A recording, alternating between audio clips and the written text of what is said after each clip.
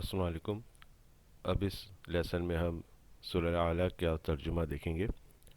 اعوذ باللہ من الشیطان الرجیم، بسم اللہ الرحمن الرحیم۔ سبح اسم سبح اسم ربک الاعلی۔ سبح، تسبیح کرو، اللہ تعالیٰ کی پاکیزگی بیان کرو اس کے نام کے ساتھ، یعنی کہ اللہ تعالیٰ کے نام کی پاکیزگی کو بیان کریں۔ ربک الاعلی، تمہارا رب، رب اللہ تعالیٰ، ربی کا تمہارا رب یعنی کہ اللہ تعالیٰ، الاعلی سب سے بلند۔ تو سبح اسم ربک الاعلی، پاکیزگی بیان کر اپنے سب سے بلند رب کے نام کی۔ الذی خلق فسوی، الذی وہ جس نے، خلق پیدا کیا، فسوی پس پھر، سوی ٹھیک کیا،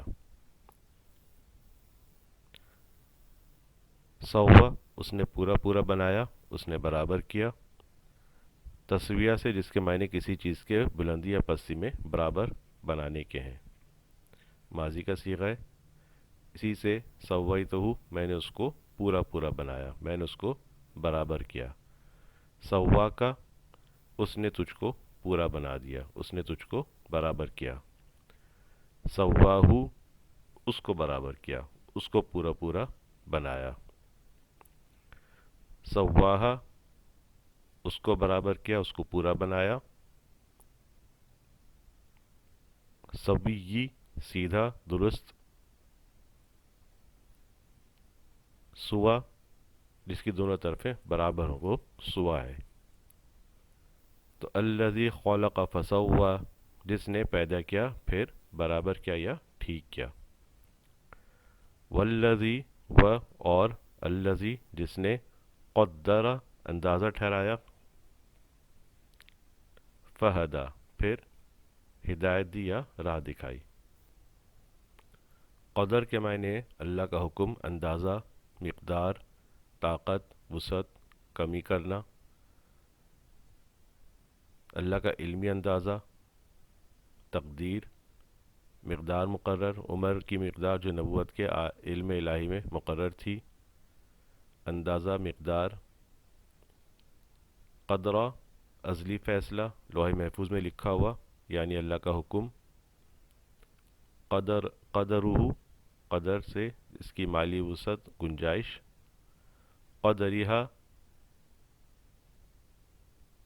اپنی مقدار کے موافق یا زمین کی حاجت کے مطابق۔ قدرہ، قدر کے معنی اندازہ، طاقت، مالی گنجائش، فراخی۔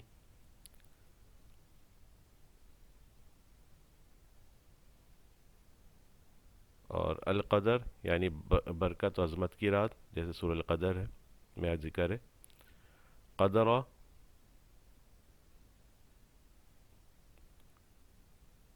ایسی صفت اور قوت مراد ہوتی ہے جس سے آدمی کوئی کام کر سکتا ہے۔ اگر قدرت کی نسبت اللہ کی طرف کی جائے تو مراد ہوتا ہے عاجز نہ ہونا، اللہ جس پر قادر ہے، یعنی کسی چیز کو کرنے یا نہ کرنے سے عاجز نہیں۔ انسان کی قدرت ناقص ہے، اس لیے مطلقاً قادر انسان کو نہیں کہہ سکتے جب تک کہ اس چیز کا ذکر نہ کیا جائے جس چیز پر انسان کی قدرت ظاہر کرنی مقصود ہو۔ مثلا یوں کہا جا سکتا ہے کہ زید چلنے پھرنے پر قادر ہے، لیکن بغیر کسی قید مخصوص کے اس طرح نہیں کہہ سکتے کہ زید قادر ہے یا قدیر ہے۔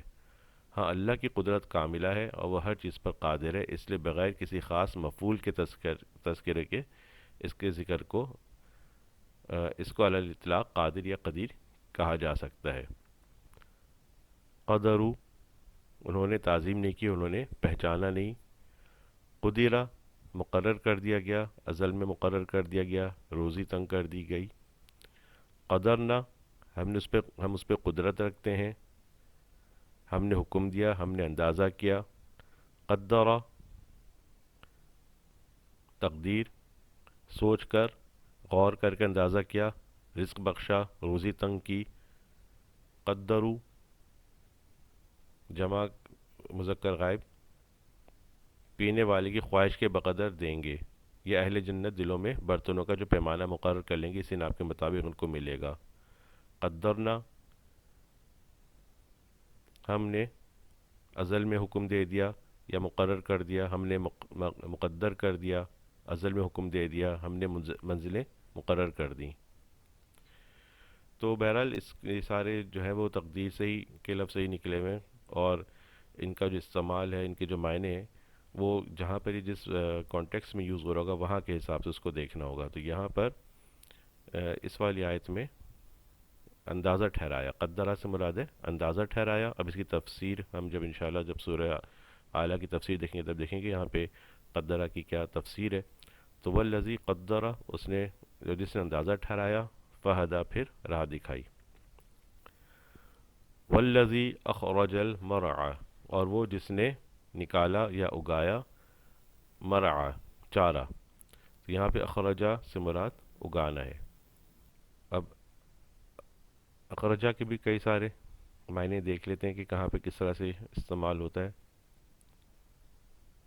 اخراج نکالنا، اخراجکم تمہارا نکالنا، اخراجہم ان کا نکالنا. اور اخرج یا اخرجہ اس نے نکالا. اخرج تو نکال، حکم کی طرح سے. اخرجہ اس نے نکالا، اخرج تو نکال، اخرج تو نکل. اور اخرجو میں نکالا جاؤں گا. اخرجت وہ نکالی گئی، اخرجت اس نے نکال باہر کیا، مؤنث. اخرجت کا اس نے تجھ کو نکالا. اخرجتم تم نکالے گئے.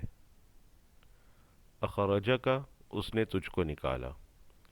اب یہاں پہ دونوں میں اس نے تجھ کو نکالا، لیکن یہاں پہ یہ مؤنث کے لیے اور یہ مذکر کے لیے. اب یہ دونوں اخرجہ تک اور اخرجہ کا دونوں جو ہے وہ اس نے تجھ کو نکالا، لیکن یا اس کے معنی وہ تجھ کو نکالتا ہے، یعنی کہ یہ جو ہے وہ واحد حاضر کے لیے اور یہ ماضی کے لیے. اخرجکم اس نے تم کو نکالا. اخرجنا ہم نکالے گئے. اخرجنا تو نے ہم کو نکالا. اخرجنا ہم نے نکالا. اخرجناہم ہم نے ان کو نکال باہر کیا. اخرجنی اس نے مجھ کو نکالا. اخرجنی تو مجھے نکال. تو آپ دیکھ سکتے ہیں کہ زیر زبر سے فرق پڑتا ہے، اور یہیں پر اسی لیے کہا جاتا ہے کہ عربی میں جو قرآن پڑھتے ہوئے زیر زبر کا بہت خیال رکھنا ہوتا ہے. تو یہاں پہ اخرجنی، اخرجنی اس نے مجھ کو نکالا، اخرجنی تو مجھے نکال. زیر آگے اور یہاں پہ ساکن ہو گیا تو مجھے نکال. اور زبر ہے دونوں پہ، رے پہ بھی اور جیم پہ بھی، تو اس نے مجھ کو نکالا. اخرجو وہ نکالے گئے. اخرجو تم نکلو. اب یہاں پہ وہی پھر فرق ہے، دیکھیے رے کے اوپر زیر ہے تو وہ نکالے گئے، اور پیش ہے تو تم نکلو. اخرجو وہ نکالے گئے، اخرجو تم نکلو. اخرجو تم نکالو. تو یہاں پہ بھی اخرجو ہے وہ نکالے گئے، اخرجو تم نکالو. تو یہاں پہ زبر اور پیش کے فرق سے معنی بدل گئے. اخرجوہم تم ان کو نکالو.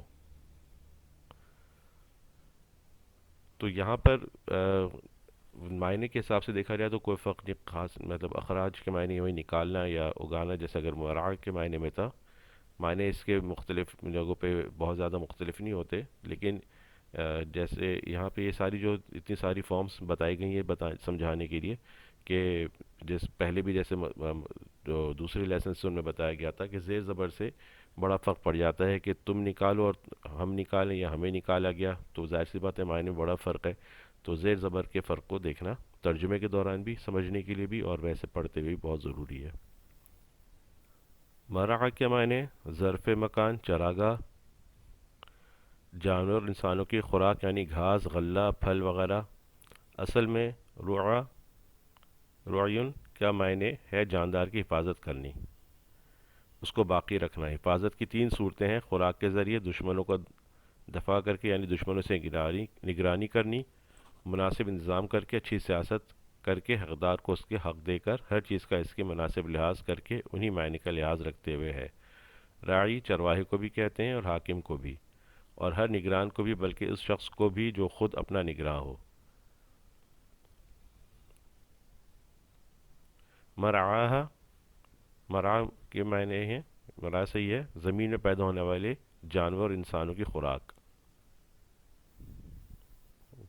والذی اخرج المرعا یعنی کہ اور وہ جس نے چارہ اگایا یا گھاس پھوس جو جانوروں کے استعمال کے لیے اس کو اگایا۔ فجعلہ، جعل اس نے کیا، واحد مذکر ماضی، اور تو یا پھر، تو فجعل تو پھر، جعلہ اس نے، تو فجعلہ پھر اس نے کر دیا یا اس نے کیا۔ غثاء احوا، غثاء خشک، احوا سیاہ۔ غثاء سیلاب کا کوڑا اور جھاگ، ہانڈی کے جھاگ، سوکھے سڑے گلے پتے، مراد بے سود تباہ۔ غثاء تشدید کے ساتھ بھی اسی معنی میں مستعمل ہے، یعنی کہ اسی معنی میں یوز ہوتا ہے۔ احوا کالا سیاہ مائل، سرخ مائل۔ فجعلہ غثاء احوا پھر اس نے اس کو خشک سیاہ کر دیا۔ جیسے غصہ کے معنی جھاگ بھی ہیں یا سوکھے پتے بھی ہیں، تو یعنی کہ چارہ جو تھا اس کو اگایا اور پھر اس کو چارے کو خشک سیاہ کر دیا، یعنی کہ جب چارہ خشک ہو جاتا ہے تو سیاہ رنگ کا ہو جاتا ہے، کالے رنگ کا جیسا ہو جاتا ہے۔ سنقرئک فلا تنسى، نقرئک ہم پڑھائیں گے، نقرئک تمہیں پڑھائیں گے، سنقرئک ہم جلد پڑھائیں گے تم کو یا آپ صلی اللہ علیہ وسلم کو۔ نقرئک ہم آپ کو پڑھا دیا کریں گے، یہ ہم آپ کو پڑھا دیں گے۔ فل پھر، لا نہیں، فلا پھر نہیں، تنسا آپ بھولیں گے یا تم بھولو گے، تم ویسے تنسا تم بھولو گے، لیکن چونکہ نبی صلی اللہ علیہ وسلم کو مخاطب کیا جائے تو پھر آپ نہیں بھولیں گے، تو ہم جلد آپ کو پڑھا دیں گے پھر آپ نہیں بھولیں گے۔ الا سوائے، مگر، بجز، ما جو، شاء چاہے، اللہ، الا ما شاء اللہ مگر جو اللہ چاہے، یعنی کہ آپ وہ چیز جو اگر اللہ تعالیٰ خود چاہیں گے وہ بھول جائیں سو بھول جائیں، ورنہ آپ اللہ تعالیٰ آپ کو جو پڑھائیں گے پھر آپ بھولیں گے نہیں۔ انہو بے شک وہ، یعلم جانتا ہے، الجہر ظاہر کو، وما اور جو، یخفا چھپا ہوا ہے پوشیدہ ہے۔ وَنُيَسِّرُكَ اور ہم آسان کر دیں گے، لِلْيُسْرَى آپ کے لیے آسانی کو آسان کر دیں گے۔ فَذَكِّرْ پس سمجھا دیں، نصیحت کریں، ان اگر، نفعتی نفع دے، ذکر نصیحت، تو بس آپ سمجھا دیں اگر سمجھانا نفع دے۔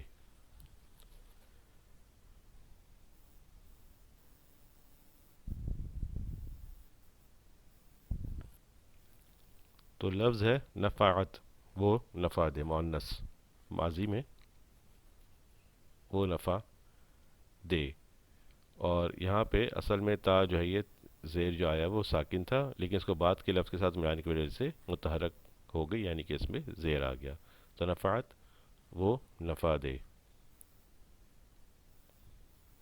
مؤنث کے لیے۔ سیذکر،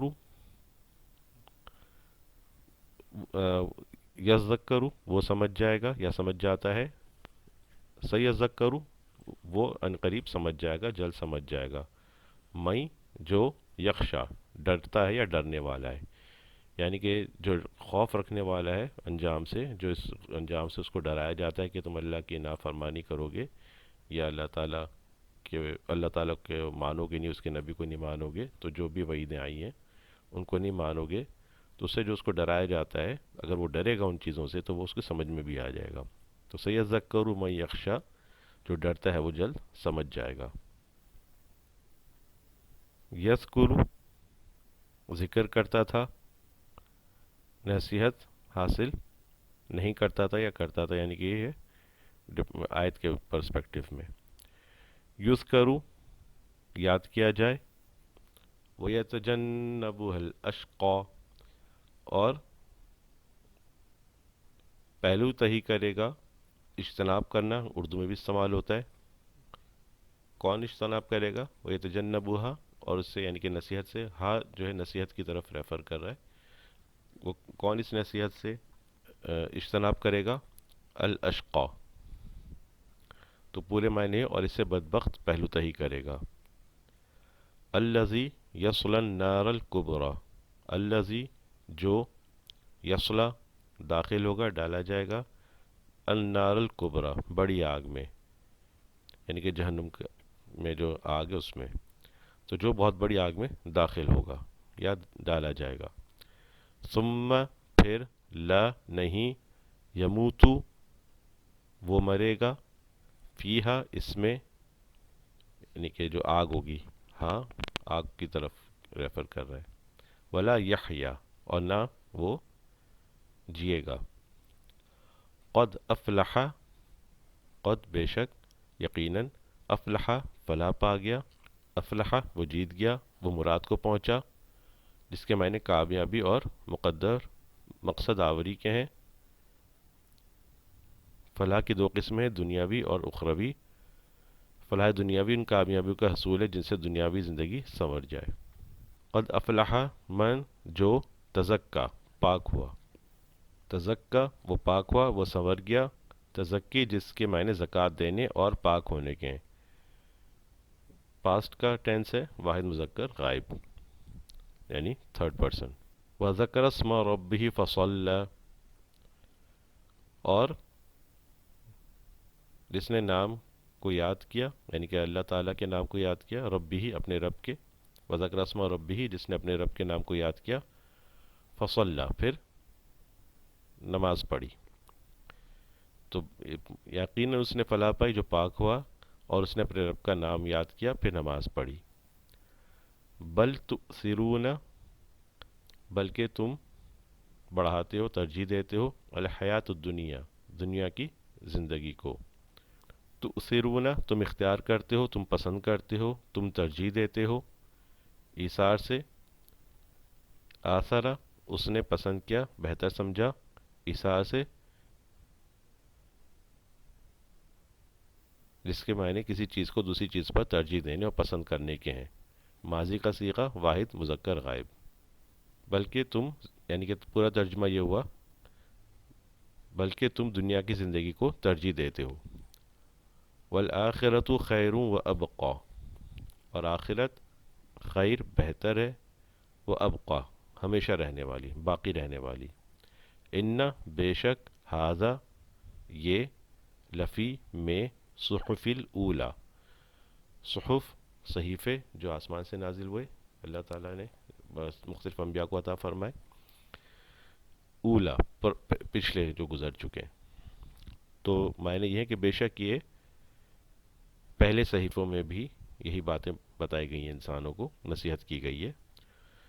اور وہ کون سے صحیفے تھے؟